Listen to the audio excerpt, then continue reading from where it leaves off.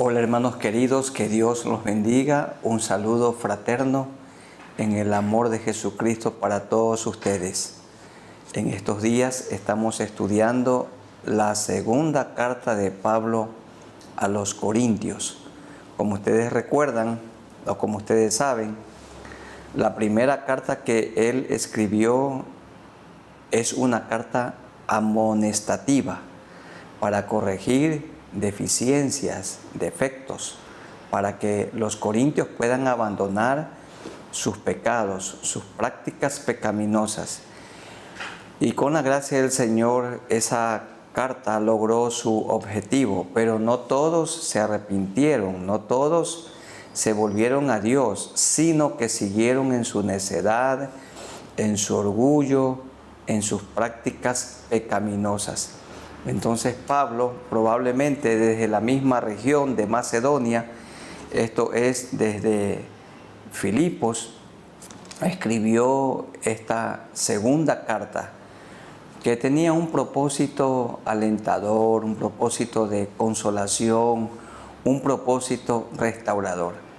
En la primera carta él dijo que se le aplicara una disciplina a un hombre fornicario, un hombre que estaba practicando el incesto, estaba conviviendo con la mujer de su padre, con su madrastra, y Pablo les amonestó con mucha firmeza. Y en la segunda carta vamos nosotros a comprobar que este hombre, este ofensor, fue perdonado, fue restaurado. Entonces vamos a buscar en la segunda carta a los Corintios, el capítulo 1. En primer lugar, veamos para qué permite Dios el sufrimiento, para qué permite Dios las aflicciones. Y hay tres para qué en este pasaje del capítulo 1, entre los versículos 3 al 11. El primer para qué, para que podamos también nosotros consolar a otros, a los que están en cualquier tribulación. Vamos a leer 3 en adelante. Bendito sea el Dios y Padre de nuestro Señor Jesucristo, Padre de misericordias y Dios de toda consolación, el cual nos consuela en todas nuestras tribulaciones, para que podamos también nosotros consolar a los que están en cualquier tribulación, por medio de la consolación con que nosotros somos consolados por Dios. Porque de la manera que abundan en nosotros las aflicciones de Cristo, así abunda también por el mismo Cristo nuestra consolación. Ninguna persona está mejor capacitada para poder ayudar a otra en una situación difícil que aquella que ha experimentado o ha vivido lo mismo. Bien dice nuestro Señor Jesucristo, dice Hebreos, refiriéndose a nuestro Señor, que Él mismo fue tentado en todo, pero sin pecado. Así que el Señor nunca pecó, nunca cometió maldad. Y Él fue afligido. En toda aflicción nuestra, Él también ha sido afligido. Por esta razón Él nos comprende. Él sufrió calumnias, como por ejemplo los judíos le decían que era hijo de fornicación, porque de pronto María apareció encinta sin estar todavía casada, unida a José. Pero conocemos nosotros que esto fue por obra y gracia del Espíritu Santo de Dios. Pero le calumniaban, también le decían que era un hombre sin letras y que había crecido en una ciudad sin ninguna importancia y por esto lo menospreciaban. De igual manera le decían que él hacía los milagros por obra de Beelzebú y no por su propio poder. Todas estas aflicciones, calumnias, acusaciones, persecuciones, el Señor Jesús soportó. Y por esta razón, Él se identifica con nosotros cuando somos calumniados, cuando estamos experimentando algún quebranto también en la salud o estamos pasando alguna crisis material. Cualquiera sea la crisis, el problema, la aflicción, la tribulación que estemos experimentando, el Señor nos comprende. ¿Y para qué permite Él la tribulación? ¿Para qué permite Él el sufrimiento? Para que estemos mejor capacitados para ayudar a otros. En esta pandemia por el coronavirus, todos nosotros hemos sufrido, hemos padecido, pero el Señor ha estado a nuestro lado, no nos ha dejado ni nos ha desamparado. Y los que hemos pasado por esta enfermedad y con la gracia del Señor, Él nos ha sanado, entonces podemos nosotros ayudar a aquellos que están en una situación parecida. Dios permite las tribulaciones con propósito, como pasó con Job. Dice que él no había cometido maldad, era sin causa la tribulación, pero con propósito, para que él aprenda a confiar en Dios, a conocer mejor a Dios. ¿Para qué es el sufrimiento? Dios nos permite el sufrimiento o permite el sufrimiento en nosotros para que aprendamos a confiar en Él y para que estemos mejor capacitados para poder ayudar a otros, para socorrer a otros, para extender las manos a otros. En segundo lugar, el Señor permite el sufrimiento, la tribulación en nosotros, para que no confiásemos o para que no confiemos en nosotros mismos, sino en Dios. Vamos a leer 8 al 10. Porque, hermanos, no queremos que ignoréis acerca de nuestra tribulación que nos sobrevino en Asia, pues fuimos abrumados sobremanera, más allá de nuestras fuerzas, de tal modo que aún perdimos la esperanza de conservar la vida. Pero tuvimos en nosotros mismos sentencia de muerte, para que no confiásemos en nosotros mismos, sino en Dios, que resucita a los muertos, el cual nos libró y nos libra, y en quien esperamos que aún nos librará de tan gran muerte. ¿Recuerdan ustedes? Hubo una ocasión cuando Pablo fue dejado como muerto en Listra. Lo apedrearon, lo arrastraron y el Señor lo levantó, o a lo mejor el Señor lo resucitó. Pablo sufrió mucho, siempre era objetivo u objeto de persecución, de calumnia. También experimentó el hambre, la sed, la experiencia de tener poca ropa para cubrir su cuerpo. También sufrió naufragios y encarcelamientos, pero más el desprecio de muchos creyentes, como aquel que experimentó en la misma ciudad de Corinto con los hermanos corintios que lo despreciaban al apóstol Pablo, muchos de ellos. Y aquí Pablo nos recuerda que Él permite el sufrimiento para que no confiemos en nosotros mismos, sino en Dios.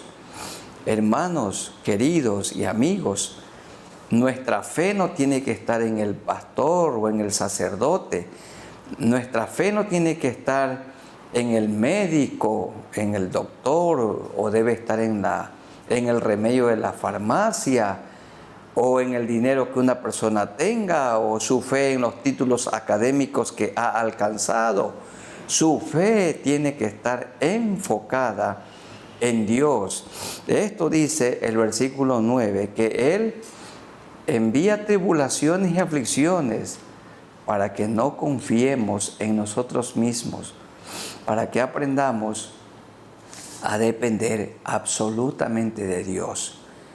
Cuando un paciente ha sido desahuciado ya de los médicos, y los médicos con razón le dicen, a la familia, miren, ya no hay remedio para él. No podemos hacer absolutamente nada. Y cuando los humanos dicen no podemos hacer absolutamente nada, entonces nos queda solo Dios. Y hermanos, a lo mejor alguno está en una situación así. Le han dicho ya no hay remedio, no hay ninguna posibilidad, no hay ninguna opción. Bien puede que le haya dicho o que le hayan dicho, no, ya no hay opción, ya no hay remedio, no hay posibilidad. O como algunos cuando están endeudados, alguien le dice, imposible que te levantes. O también dice la persona, no, ya no, tú no cambiarás nunca. Nunca digas nunca, porque Dios sí puede hacer la obra en una persona tan dura o en una persona que ha tenido una vida tan desordenada. Dios sí lo puede perdonar, Dios sí lo puede limpiar y Dios sí puede hacer de esa persona una nueva criatura. También se dice ya de una persona adulta o de una persona anciana, no, ya toda la vida ha vivido así, con esa mala costumbre, con esa falta, con esa debilidad, y ya no hay ninguna posibilidad de cambio. Sí hay. Jesucristo es la única y la primera y la última esperanza. Cuando ya nadie nos queda, entonces solamente nos queda Dios, para que aprendamos a confiar completamente en Él. Para esto también Dios permitió el sufrimiento en Job, para que él no confiara en su integridad, porque sí era un hombre irreprensible, sino para que él confiara en Dios. Y así fue al final de la prueba. En primer lugar, Dios permite las tribulaciones en nosotros para que ayudemos a otros, para comprender a otros, para dar la mano a otros y ayudarlos a levantar, para que se levanten. En segundo lugar, para que la confianza no esté en nosotros, ni en ninguna persona a nuestro alrededor, la fe, sino solamente en Dios. Y en tercer lugar, Dios permite las tribulaciones para que el pueblo de Dios ore por nosotros. Esto dice el versículo 8. Cooperando también vosotros a favor nuestro con la oración, para que por muchas personas sean dadas gracias a favor nuestro, por el don concedido a nosotros por medio de muchos. Hermanos queridos, hay muchos creyentes que cuando están pasando por alguna tribulación guardan silencio. Y algunos hasta se alientan con la idea del suicidio. Pero no tienen que suicidarse, no tienen que consumirse en silencio. Deben de pedir oración para que muchos, para que la iglesia, para que un grupo cercano esté orando por nosotros. Permítanme decirle que a veces he pensado que la persona guarda silencio y dice, no, este problema que tenemos aquí en el hogar, aquí en la familia, nadie tiene que conocerlo. Esto se tiene que arreglar aquí dentro. Y sí es verdad. Pero el cuerpo de Cristo sí puede orar. Porque cuando viene el fracaso, de todas maneras se van a enterar. Así que antes que venga el fracaso, mejor buscar a Dios en oración. Compartir con los hermanos. Hay tantos consiervos en estos días que tienen sus luchas en el hogar. Y los hermanos tienen sus luchas entre cónyuges. Y entonces luego aparecen con que se están divorciando. Y nosotros llamamos a los consiervos y les preguntamos, mi hermano, ¿cómo estás? Y dicen, bien, no, todo bien, David, todo bien. Y hermano, usted, ¿cómo está? Todo bien. ¿Y por qué es? ¿Por qué esto? ¿Por qué no comunicarlo? ¿Por qué no compartirlo para que nos ayuden en oración? Con consejo también. Dice la palabra que hay que darlo a conocer, continuo, con sabiduría, para que por muchas personas sean dadas gracias a favor nuestro, para que muchos oren por nosotros, queridos hermanos. Si estamos enfermos y la situación es muy seria, hay que clamar, pedir a los hermanos que oren por nosotros. Si se presenta una situación crítica en lo material, pedir también oración. Si hay una situación difícil en el hogar, en relación a los hijos o entre cónyuges, pedir oración, porque luego se produce la ruptura y todos nos enteramos de esa triste situación, de esa ruptura. Hermanos queridos, si hubiéramos orado, no hubiéramos fracasado.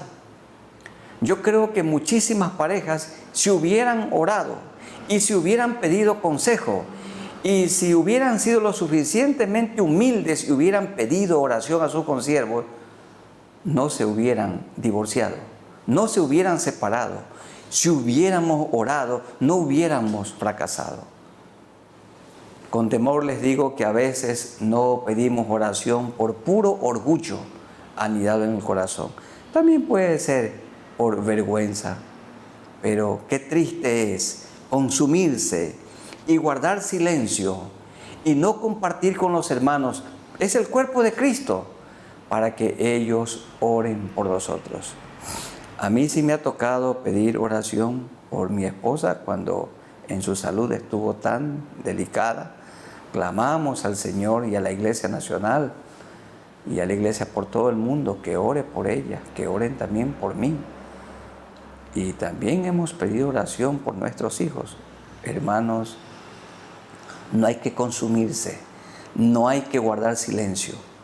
Hay que orar a Dios y hay que pedir al cuerpo de Cristo que ore por nosotros para que nos ayude en la situación crítica que estemos pasando. ¿Para qué permite Dios el sufrimiento? Para que estemos mejor capacitados para ayudar a otros. En segundo lugar, para que no confiemos en nosotros mismos, sino en Dios. Y en tercer lugar, es una oportunidad para que muchos, para que el rebaño, todo, para que el cuerpo de Cristo, la iglesia, ore por nosotros. Allí están los tres, ¿para qué? En segundo lugar, en los versículos 12 hasta el 24, ¿para qué Pablo suspendió su visita a Corinto? Pablo había ofrecido ir luego de la carta dura, de la primera carta a los Corintios, visitarlos. Pero él fue informado que en los hermanos no había ningún cambio.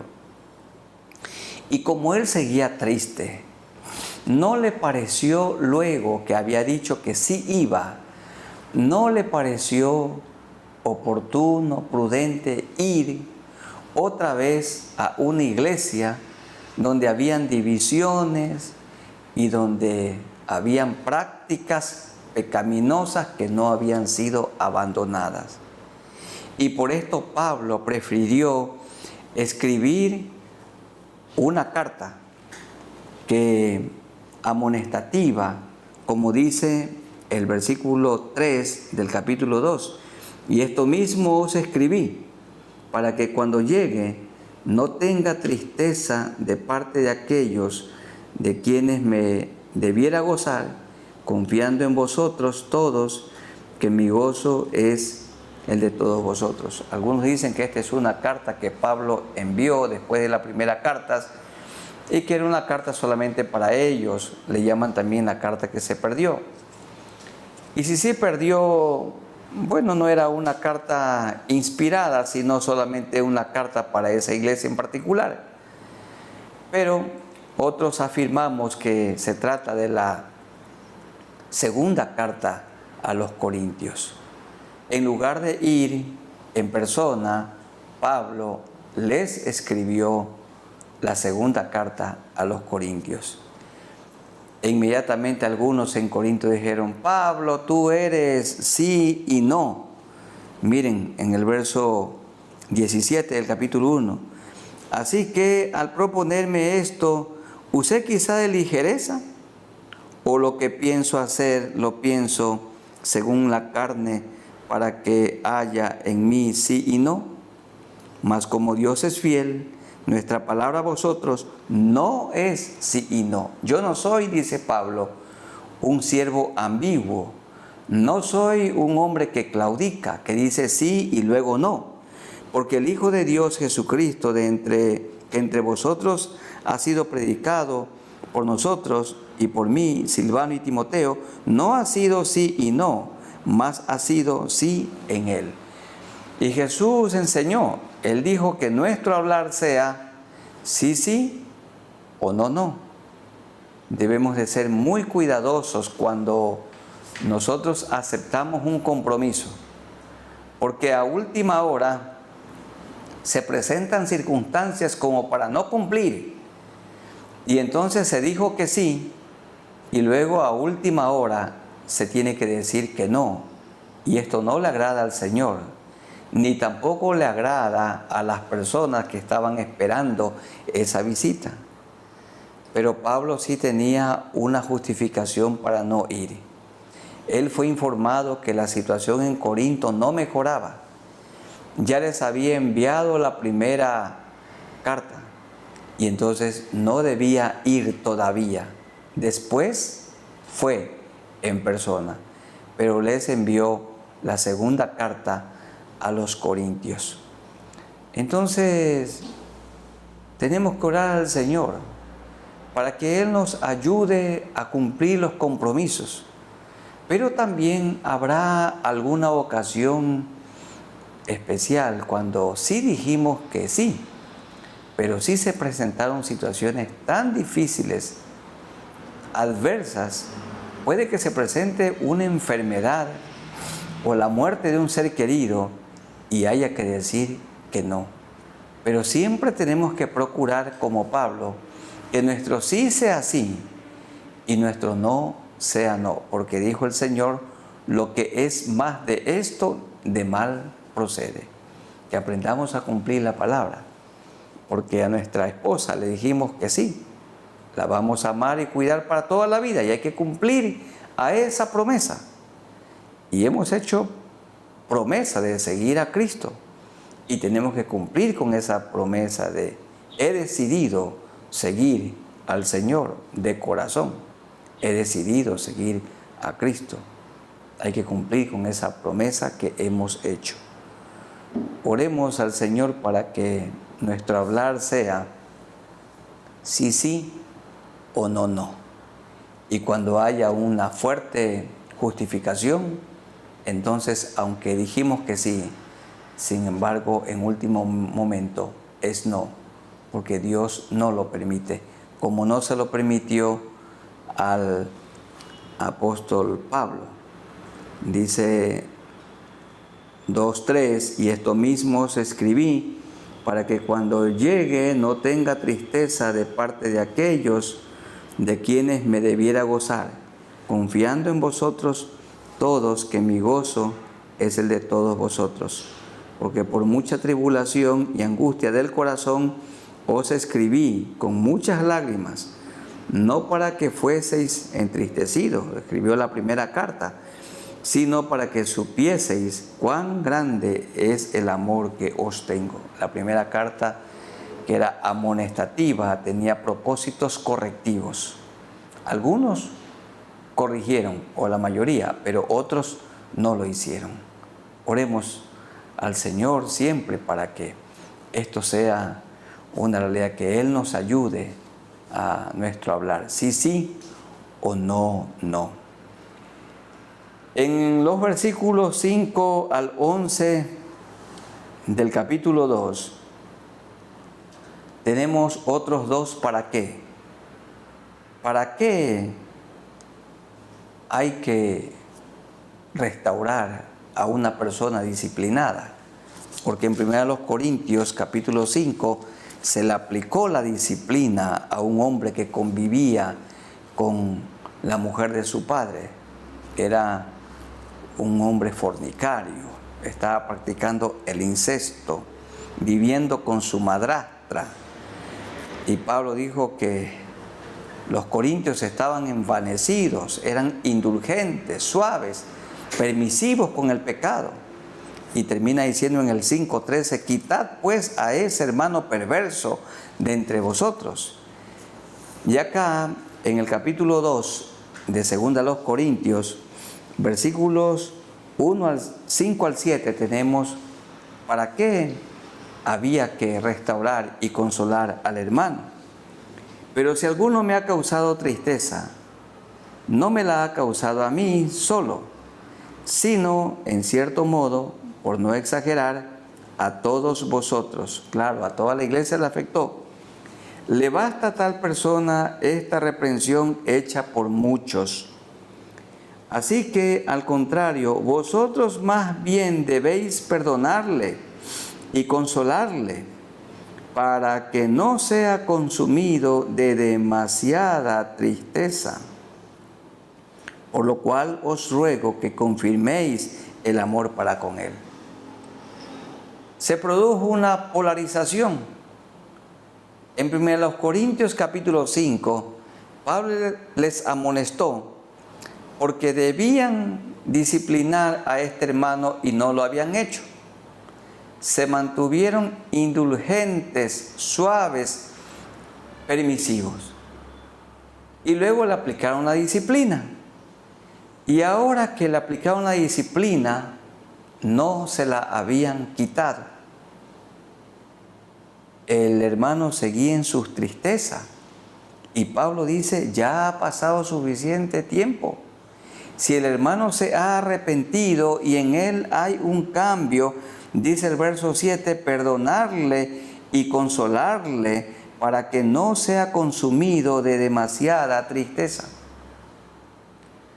Hermanos, es bueno, hermanos consiervos que presiden una iglesia, o un cuerpo de diáconos, o un cuerpo pastoral, o un cuerpo ministerial que aplica una disciplina.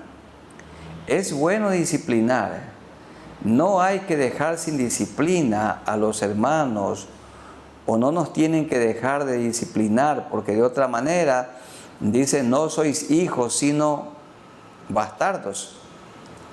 Y es verdad que ninguna disciplina al presente es causa de gozo, sino de tristeza, pero después da fruto apacible a aquellos que en ella han sido ejercitados. Pero luego de un tiempo, cuando la persona ya muestra un arrepentimiento, es necesario levantarle esa disciplina y restaurarle. Si a una persona se la disciplina públicamente tiene que ser también restaurada. Y si la disciplina es dentro de un cuerpo pastoral, ministerial o una comunidad de siervos, allí tiene que ser quitada, levantada la disciplina. Perdonarle y consolarle. ¿Para qué? Para que el hermano no sea consumido de demasiada tristeza. ¿Hay algún hermano en la iglesia a quien se le aplicó una disciplina y está siendo consumido de demasiada tristeza? Hay que perdonarlo, hay que restaurarlo y hay que consolarlo, dice la palabra del Señor. Pero esto se hace cuando se disciplina. Y leamos los versículos 9 al 11, el segundo ¿para qué? Porque también para este fin os escribí, para tener la prueba de si vosotros sois obedientes en todo. Y al que vosotros perdonáis, yo también, porque también yo lo que he perdonado, si algo he perdonado por vosotros, lo he hecho en presencia de Cristo. Aquí está el segundo ¿para qué? En cuanto a la disciplina.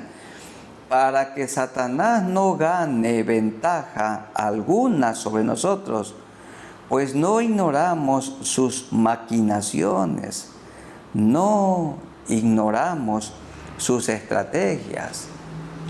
El primer ¿para qué? Es para que el hermano no sea consumido de demasiada tristeza.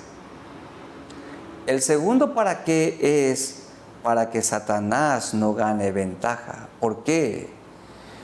Porque en un hermano que no se le levanta la disciplina, a un hermano que no se lo perdona, que no se lo restaura, Satanás puede ganar ventaja. ¿De qué manera? Poniendo en él resentimiento, poniendo en él amargura. Porque dijo un autor, la justicia que tarda en ser aplicada es injusticia. Justicia que tarda es injusticia. Cuidado vamos a tener en la iglesia a algún hermano o a algún consiervo en disciplina y no nos hemos acordado de restaurarlo, de levantarle esa disciplina para que no sea consumido de demasiada tristeza y para que Satanás no gane ventaja. Y ese hermano puede ser atacado por Satanás. Y por otro lado, esa persona con una amargura, con un resentimiento, puede ir por todas partes dañando el testimonio de la iglesia de la que era parte, o de sus guías espirituales que no hicieron con él una obra de justicia, para que Satanás no gane ventaja alguna sobre nosotros, pues no ignoramos sus maquinaciones. Que el Señor nos ayude y que no seamos negligentes ni seamos indulgentes en no aplicar disciplina en la iglesia. También nos la pueden aplicar a nosotros los pastores y los maestros, los guías espirituales. Que Dios tenga misericordia de nosotros. Pero cuando ha sido aplicada la disciplina, siempre alguien tiene que estar velando por este hermano en disciplina, o por la hermana en disciplina, o por la pareja en disciplina, para lograr que se arrepientan, busquen a Dios, y una vez que se hayan arrepentido, quitarle esa disciplina, restaurarlos y también consolarlos, y luego aplicarles la justicia de Dios. ¿Qué es la justicia de Dios? Que Él mira al pecador arrepentido como si nunca hubiera sido un pecador. Él mira al pecador arrepentido como si nunca hubiera o hubiese pecado. Que el Señor nos ayude entonces a aplicar disciplina o a recibir disciplina, pero también en el momento oportuno levantar la disciplina a quien se le ha aplicado esta difícil situación. Bueno, vamos orando al Señor para que Él nos ayude, que en todo momento hagamos como la palabra del Señor nos enseña. Hemos hablado para qué permite Dios el sufrimiento. 3, ¿para qué? Para capacitarnos mejor, para que ayudemos a otros. En segundo lugar, para que no confiemos en nosotros mismos, sino en Dios. Y en tercer lugar, para que muchos oren por nosotros. Pero cuando estamos pasando alguna tribulación, alguna prueba, alguna crisis, hay que pedir oración a nuestros hermanos. Hay que pedir oración en el cuerpo de Cristo. ¿Y para qué hay que consolar, perdonar y levantar una disciplina? 2, ¿para qué? Para que el hermano no sea consumido de demasiada tristeza. Y segundo, para que Satanás no gane ventaja sobre nosotros y sobre el hermano a quien se le aplicó una disciplina y que se lo debe restaurar, perdonar y consolar. Vamos orando al Señor para que Él nos ayude y que en la tribulación le busquemos a Él en oración. Y recuerden, si hubiéramos orado, seguro no hubiéramos fracasado. Y hay que dar a conocer la situación con mucha sabiduría para que otros oren por nosotros. No nos avergoncemos, seamos sencillos y humildes, pedir, rogar a Dios y rogar también a nuestros hermanos que clamen a Él por nosotros.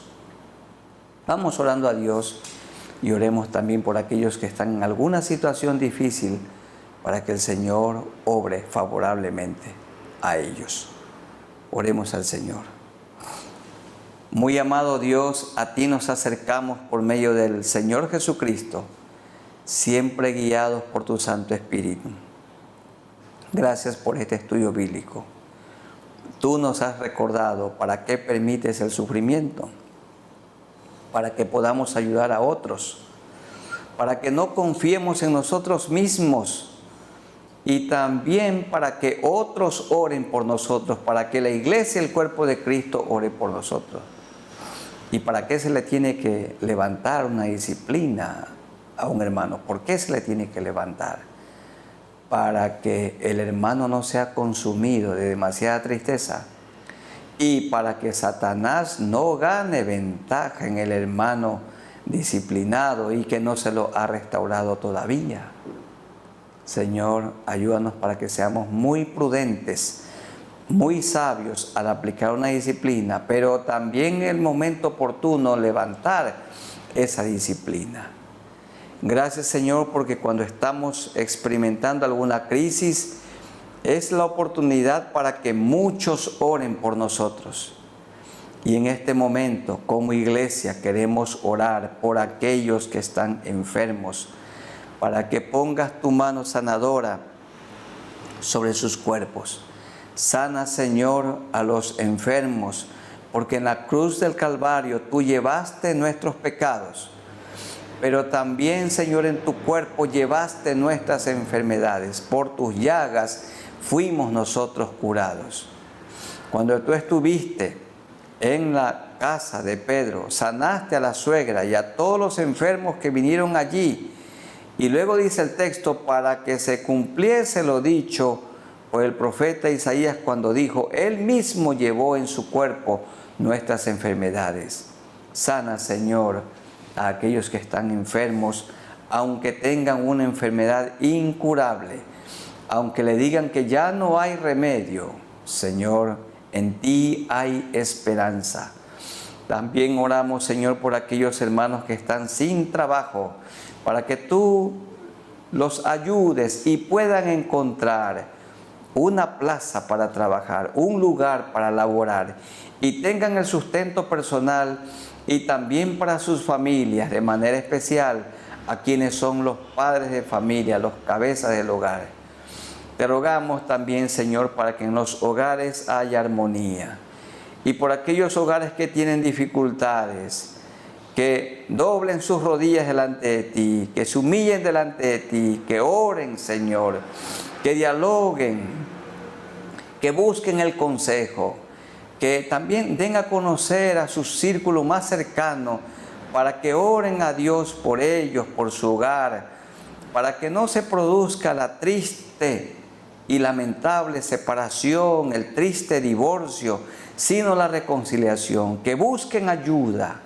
Señor, que sean lo suficientemente humildes para rogar que otros estén rogando a Dios, orando por su matrimonio, porque no es el remedio la separación, sino la reconciliación. Que cada uno, Señor, en la familia cumpla con su rol, el esposo como guía espiritual, amando a su esposa, cuidándola. Ayúdanos, Señor, para que tengamos un trato delicado para con ellas, siendo muy tiernos, no ásperos, y la esposa en sumisión, en humildad, respetando a su esposo. Cada uno, Señor, cumpliendo su rol, sumisos los unos a los otros. Que los hijos puedan honrar a sus padres y obedecerlos, y que nosotros como padres los criemos en disciplina y amonestación del Señor, enseñándoles la Biblia, la palabra del Señor, formando a Cristo en sus vidas. Señor, que los amos sean justos con sus trabajadores y que los trabajadores, los obreros, trabajen fuerte, con honestidad, con dedicación, para que sus patrones no quiebren, sino que prosperen en el negocio o en la empresa que ellos tienen. Y dentro de la iglesia, Señor, ayúdanos para que cada uno de nosotros ejercitemos los dones y talentos que tú nos has repartido por medio de tu Santo Espíritu. Bendición para todos, Señor. Bendice a nuestro país, a las personas que nos gobiernan. Oramos, Señor, para que te conozcan a ti, que vengan al conocimiento de la verdad, porque hay un solo Dios y un solo mediador entre Dios y los hombres, Jesucristo hombre. Y Señor, danos sabiduría para poder elegir a la persona que en el futuro cercano va a presidir nuestra nación. Ayúdanos, Señor. Nos ponemos todos delante de ti, que todos estemos cumpliendo con la gran comisión, predicando con nuestra boca y con un santo testimonio. En el nombre de nuestro Señor Jesucristo, nuestro único y todopoderoso Salvador. Amén.